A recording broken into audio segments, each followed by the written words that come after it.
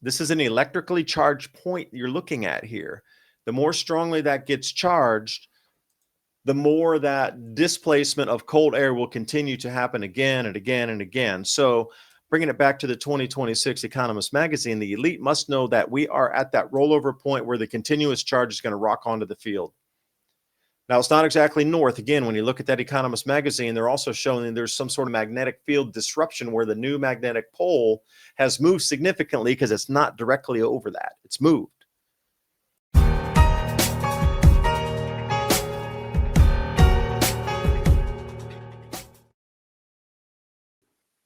Thanks for joining us tonight. Ladies and gentlemen, welcome. Another day of celebrating breath on this beautiful blue planet. Thank you so much for joining us for this first hour here of the Civilization Cycle podcast. We're broadcasting every Thursday night, 10 p.m. to midnight. We were talking a minute ago about the corn, avocados, papayas, things like that. But that's not the only things that are probably going to be, lacking or at least really expensive as we go into the winter here. Here's one from Mexico specifically that I forgot to bring up would be the sugar. Everybody up here loves sugar. I mean, we're like a sugar economy. Everything's got sugar on it. So I don't know how that's going to work out when everything that has sugar or GMO corn in it, which they make the fructose from, is going to skyrocket in price. And then also this article talking about possibly beef prices soaring 60%. What do you think about that? Yeah, I think that's right in line with what's coming. The broadcasting is everywhere that the food's going to get more expensive this next coming year, and it's going to require another level of hoops and hurdles to access. Like if you can't see that coming, it's buried within the messaging. If you're understanding that message, then I'm seeing the same thing. It's just going to keep going up and up. Like something about the food this year, like at the beginning of the Adapt 2030 channel, I talked about that they were going to lock the planet down, which they did during COVID, but then they let everybody out. I thought it was going to be a one-time thing or it was locked totally. In October in 2024, the way the four gas giants squared was very clean. That is the beginning of the cycle. I don't know what the end of the cycle is, but that marked something very significant in time because that squaring of the gas giants hadn't occurred in almost 2,000 years of that precise. So I thought it as a mark in itself. Beginning of the cycle, I'd run through and try to find the completion of it around like 2032 or something, 2033, even though it's like 2035. I could never find the end of it. So that in itself, and now we're back into this amplification. So coming back the second hour, we are making some syrup out front. So I'm just trying to bounce back between the temperature check on the syrup. Okay, so Ransom, if you allow me to pull this over to the side and like wide this out a little bit here. This is going to be the winter forecast for North America. So let me dive in here. What you're looking at, that's the jet stream, that purple blue that you're looking at, that's the jet stream. What is above there is a hot pocket tucked in there, which you also see during modern minimum reconstruction maps. So that flow that you're seeing right there was pretty much going to stay the entire winter. So as you see, that cool is moving from north to south, and that undulating wave. We're in a La Nina, so the Pacific water temperatures are cooler than normal, and they're expected to bounce somewhere near neutral next few months. So this is one of my favorite sites. If you ever want to do weather research here, check this out. Severe Weather EU, shout out. Thank you for putting so much information out that we can like relate amongst ourselves and try to get a gauge of how the winter is going to be, because this is super important. A, heating bills, but B, electricity is getting so expensive because the AI data centers. Food's going to get again more expensive, and they're broadcasting it in the Economist magazine that it seems like a super freeze event is going to take hold of the northern hemisphere this winter season. At least that's what the year ahead shows for me. The copper supply chain is fracturing your power grid, your communications, your entire electrical infrastructure depends on it. While the mainstream media is asleep, the U.S. government is making emergency moves to secure domestic supplies. And if you understand what that means, you already know where it's going. The U.S. government just issued a direct order, immediate measures to increase American mineral production. They specifically named the Palmer Project in Alaska as a priority. It isn't wishful thinking, it's a White House directive. Palmer has 3.5 billion in copper, zinc, and critical minerals already in the ground, road access to port, and a defined resource ready to move. The government's signaling this project gets fast-tracked. Vizsla Copper just acquired Palmer, same team that built Vizsla Silver into a billion-dollar company. They're not guessing, they're executing. They control over 1.7 billion pounds of copper at their 2 flagship properties, and now they're positioned directly inside America's critical minerals strategy. When the government names your project as a solution, that's not luck, that's positioning. Here's what matters. Owning physical government-backed domestic mineral supply is one of the most direct ways to prepare for what's coming. When supply chains tighten, and they will, the asset sitting in the ground with government backing is what holds value. Other Alaskan projects with a level of support moved over 200%. Vizsla Copper trades under the ticker VCUFF in the US and VCU.V in Canada. It's now the focal point of America's copper solution. Position accordingly. Do your own research, but don't sleep on the signal. Thanks to Vizsla Copper Corp for sponsoring today's video. You can get their latest presentation here on their website, VizslaInvestorDeck.com/ADAPT2030. Vizsla Copper Corp. Check out the possibilities. That's Vizsla-Investor-Deck.com/ADAPT2030. Click on that link in the description box below. So that it would be a super freeze if that pattern can use cold the United States the whole time, cold all the way through Northern Africa, all the way up into Scandinavian countries, and they've already been blistered with just like ridiculously cold temperatures. So here's your La Nina. Let me shrink that down a little bit. Sea surface temperatures, Celsius degrees, not Fahrenheit. So you're looking at those greens coming down around 2+ degrees Celsius. Yeah, you're out around 3.5, almost 4 degrees Fahrenheit. Cooler water temperatures off of Western South America. That Nina index. So we're in a cool phase. It's supposed to be coming, at peak somewhere, after at the end of our winter. So this is going to hold the whole winter. Whatever's happening now is hold the entire winter. So here's your forecast. Also, what they're looking for on the map, this is degrees Kelvin.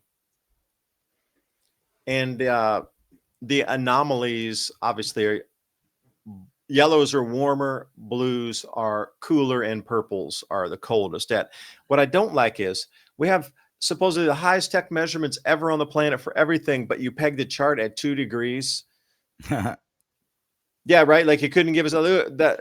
Okay, we've come into some of these darker, cooler areas, like in Norway up there. What's that? Finland, and then over into Western British Columbia, north of that, up in Canada.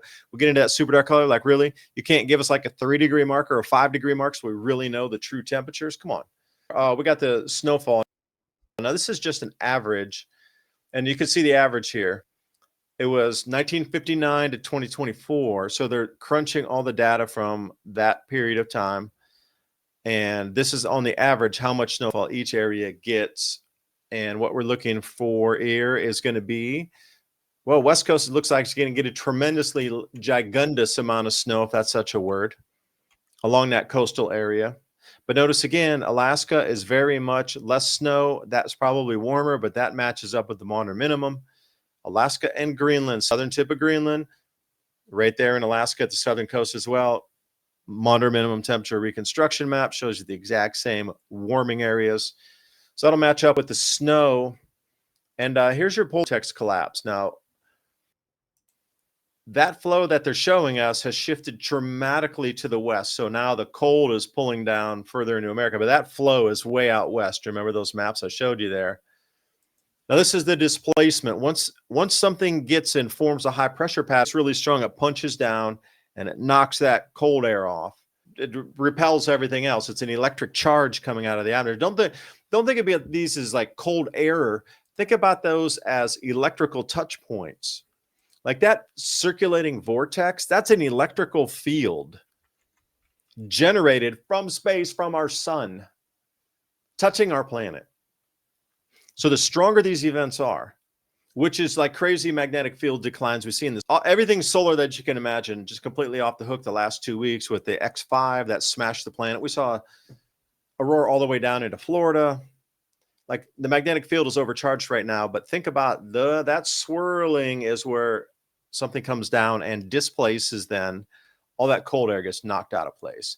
And it's going to go south. And it already has. They're looking for record cold temperatures in northern Africa as we speak.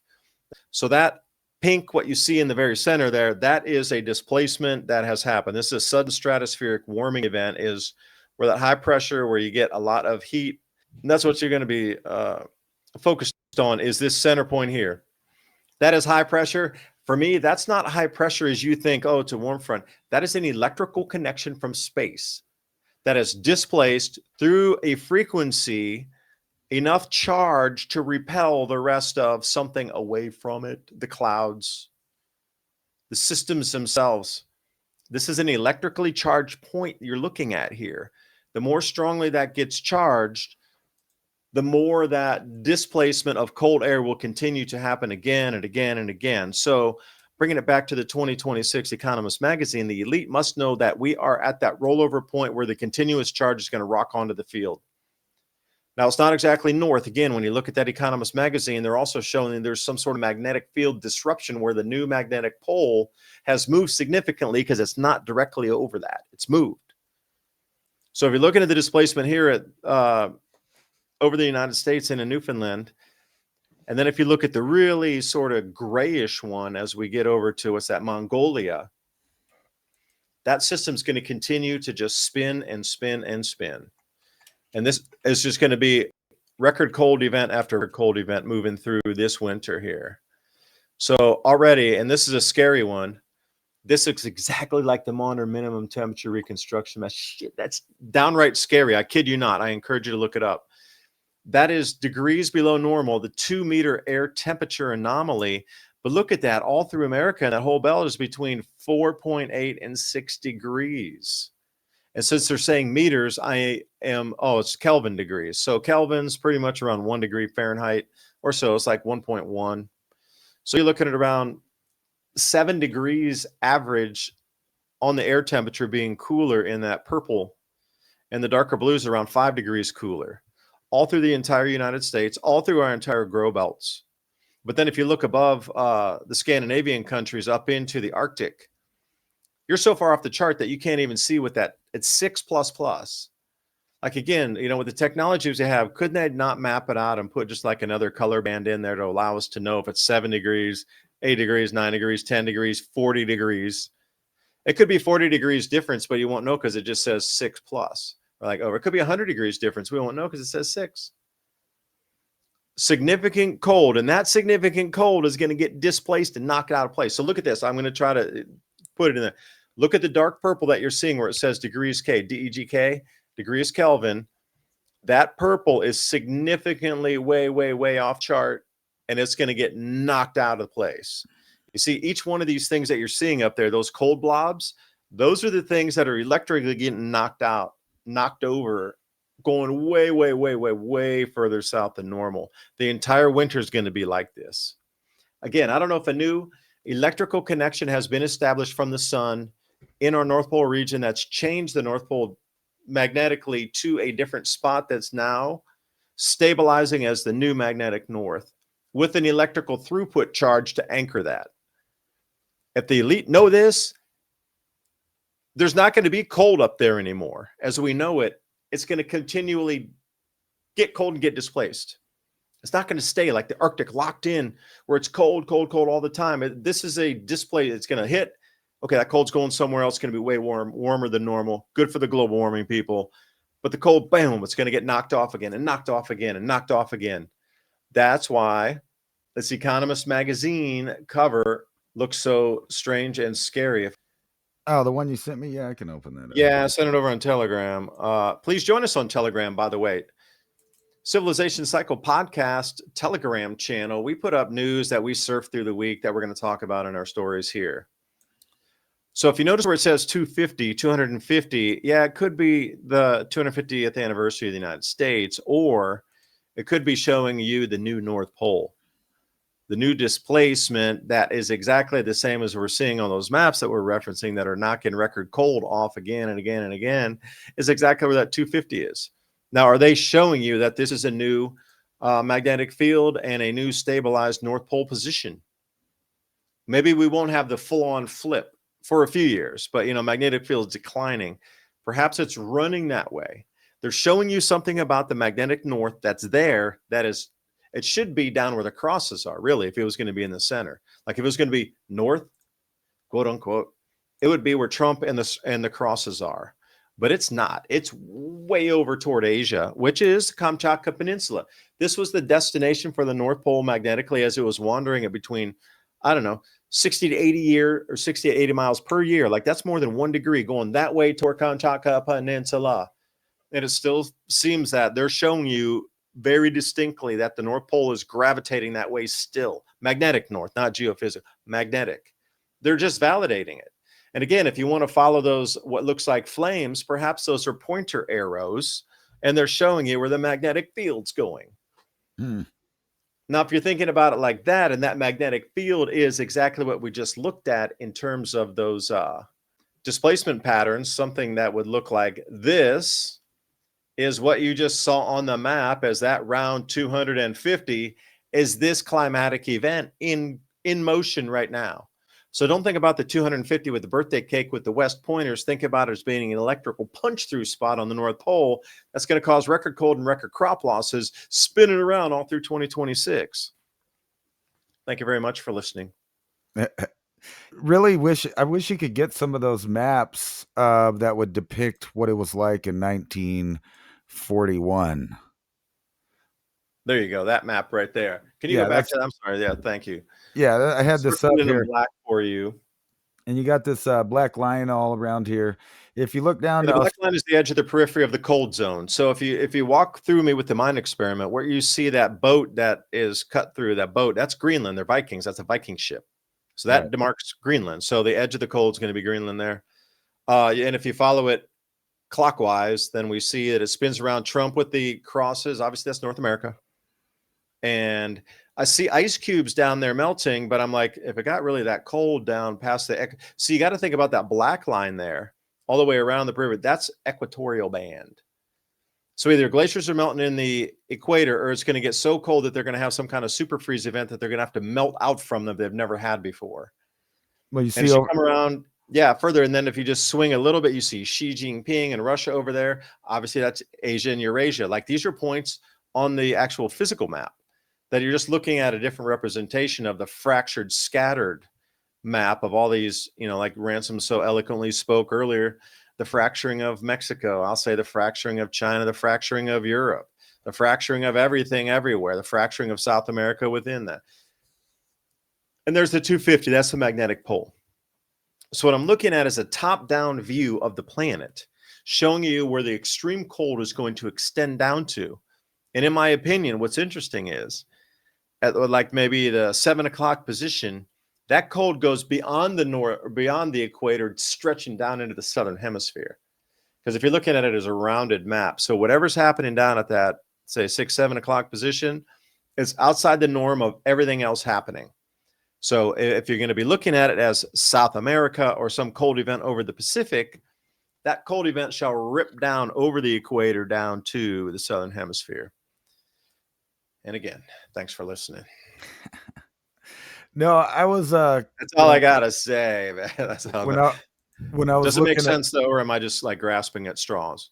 No, it could make sense, and they obviously put meaning in those things on purpose, or someone is trying to.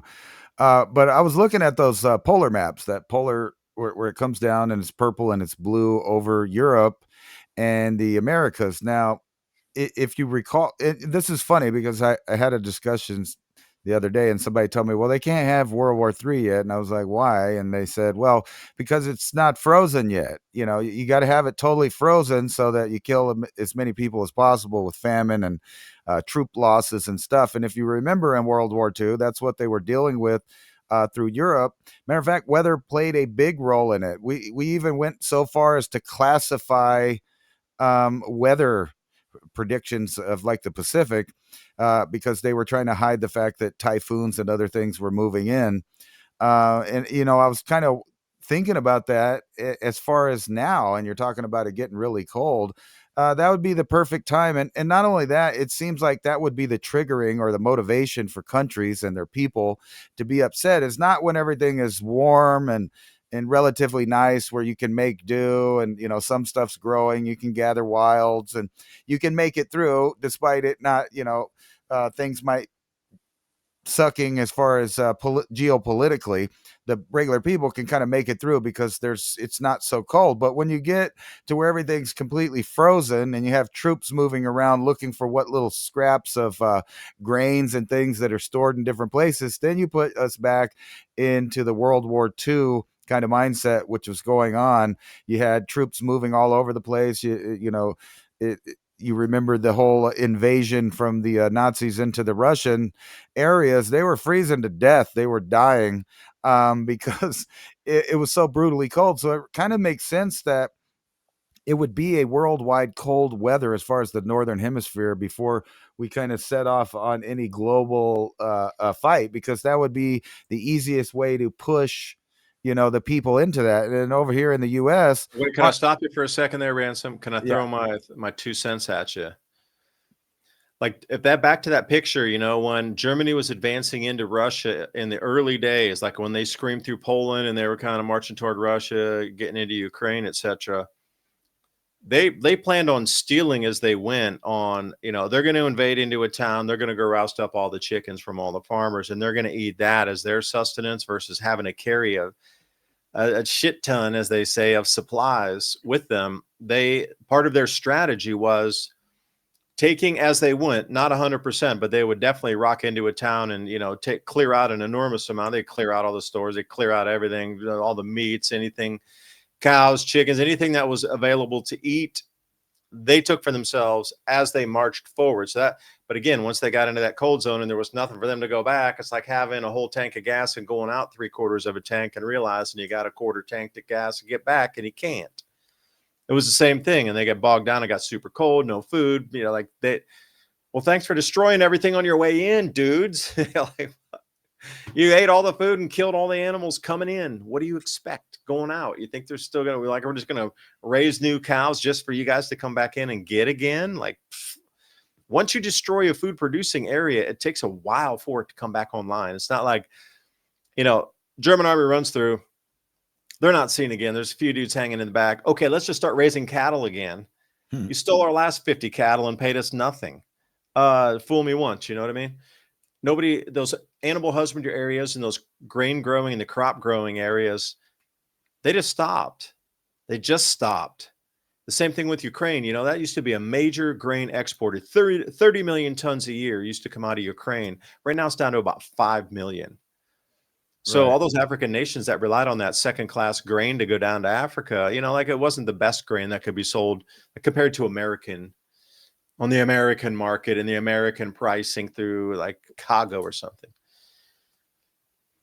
I digress. No, that thing was wild. I mean, if you really think about it, the whole what was it, Operation Barbarossa, and and that kind of made the Battle of the Bulge pretty bloody there. I mean, they had snow, ice, malfunctioning of equipment. You had frostbite exposure. You had limited ground and air mobility, so they couldn't even move around once they got there. And you got to wonder, why did they go in ill prepared for a harsh Russian winter? I mean, they had to have known. Like I said, Napoleon, gee, one of the battle historians. Gee, nobody read that book. Like, what? Nobody read know, the right? account from Napoleon. Jeez, come on. Right, and then you could see the same kind of thing. Different now, Ransom. It's different. It's the 1940s, 1930s. It's different. It's not like Napoleon when they were way back in the late when they were back in the early 1800s and it was so cold and they had no technology. It's different now. How many times have you heard people say it's different now? It ain't different now. It's exactly repeating the past in a cycle again. History repeats. It rhymes too. Right. Well, we have weather prediction now is one thing that only the U.S. really had going on at that time, and then Europe, they're getting ready for it. But we got another thing going on over here. They're talking about the French need to be prepared to lose their children against Russia. You got China, trying to pressure campaign so that everybody is okay with us moving into Taiwan. Got you a map of Kazakhstan right here. Right. Now, not a lot of people really will look at this, but how does that blend into what you're looking at? Think about this as Venezuela. Like, think about these two nations as being the pivot points for the world moving forward. Like, this Kazakhstan is going to be one of the most important nations on the planet. And so is Venezuela. Yeah, it's the gateway between the East and the West. Yeah. And this is the gateway between China, Europe, China, Iran, China, Russia. Like, this is the pivot point for all the BRICS nations to trade those commodities amongst themselves. And then once they get them into the nations, then they can sell onward to other nations, right? Like, this big giant area between China and all the way around through like parts of Russia and Kazakhstan. Like, once this gigantic mineral producing area becomes one behemoth, from the lumber to anything you could possibly think of, every factory produces anything in the world in these areas. They're going to dominate the planet just out of sheer being able to pick something that needs to be manufactured and send it there directly by rail within their own trading blocks and that own, area of the planet that's connected completely by roads, rails, airports. And they just ship things from one place to the next to have it manufactured. And then whoever's unfortunate enough to get the back end of that selling, things from China are cheap right now. After this thing really goes live, it's not going to be anymore. They can dictate any prices they want to at that point. They'll have the energy, all the resources, the gold, an enormous amount of wealth will have been transferred, and that will dictate, because we don't have any manufacturing, so the manufacturing will still reside in these same areas here. We'll have no control over the pricing of what they say. Prices rise, prices fall. They just won't. Like, oh, we can make a better deal. No, we can't.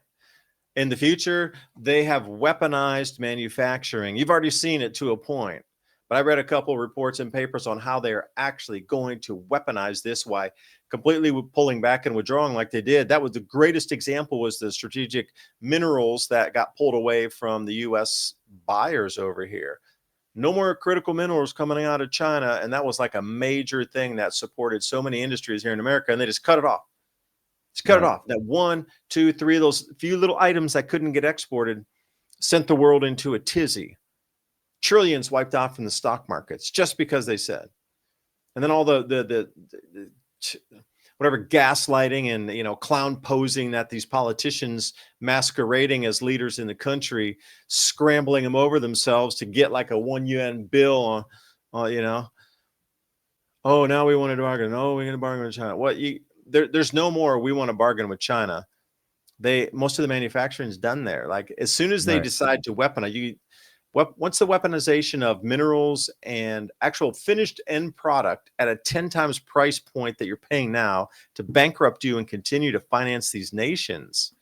I mean, this is the ultimate end game. This is how the wealth will be partially extracted from you listening out there. Everything you buy is going to get more expensive. I was looking how to get this stuff off my house. I caulked around our new siding that I put up in the front of the garage, and put too much on, trying to figure out how to get this off. Now, what if this thing only costs $4? What if it costs $50 in the future? WD-40. WD-40 and also denatured alcohol. Yeah, it runs all that stuff off. I used to do siding for a living there, and at the finishing end of it, you have to go caulk all the cracks and everything, make sure it's sealed up. And WD-40 is your friend. You can smear it. It wipes right off clean, dissolves that pretty good without taking the whole thing away. Just nice. Then you can put up your stain and still see the wood grain. The very young 30-year-old pine trees that they cut down for our lumber now, not the 100-year-old ones like they used to. But I digress with the quality on the lumber packing and the density of the wood. Something to talk about on a Thursday. One thing I was going to talk about is you put up this caucus. Yeah. Oh yeah, I did. I put it up. I took it off. Heck is it, if I could even talk. Anyway, at the end of this map, and at the end of all of the little trainways and stuff, you end up in Turkey. And Turkey has now become one of the biggest weapons manufacturers. They're a big deal now. A lot of people don't realize that. So they've been taking intellectual property from both sides of the fence because although they're a NATO country, they're also really good friends with Russia. So they've been doing, kind of both sides of the fence there. But Europe has now decided that they're investing into Turkey to take care of their Russia problem, which, obviously on its face doesn't make sense when they're a major partner with Russia as well. But anyway, they are becoming quickly one of the leading manufacturers of drones and military parts. And that's Turkey. And that's right at the end of where all of these rail lines and new, trade routes end up. They end up right here and in all of these countries. And these are the countries that you will see first get inflamed with some kind of political turmoil, like Georgia, Azerbaijan, Armenia, Bulgaria, Greece. All of that area is very unstable right now. And if you go a little further north on that map, you see some of the other breakaway countries right there. There's where the major stuff's going on over there with Ukraine. And then when you realize that this is the only port in which Russia has right there, you'll understand why it's so important on the other sea, on the other end, to make sure that their boats get to cross this little waterway right here. But if they're going to become better friends with Greece, excuse me, Turkey, then it seems like they are, because Turkey is a NATO country. However, they're also the guy Aragon's always talking about the new Islamic State and the new basically a new Ottoman Empire. It kind of boils down to which side of the aisle, so to speak, that the countries are going to fall in line with. Are they going to go the Russia-China route? And as you can see, we're way far away from trading directly with any of these countries. However, Russia and China has a direct route in. So when things get bad and things get in warlike conditions and rations and, limited supplies of food and material, guess who's their best friend? Well, in fact, their only friend is the people that can ship things to them, which was not us.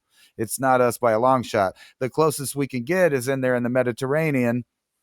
And that's why. Walmart, baby. Walmart is going to be your new government. Well, they are the fourth largest distribution naval network in the world. So they're right up there with the major militaries as far as being able to have a fleet of boats and shipping.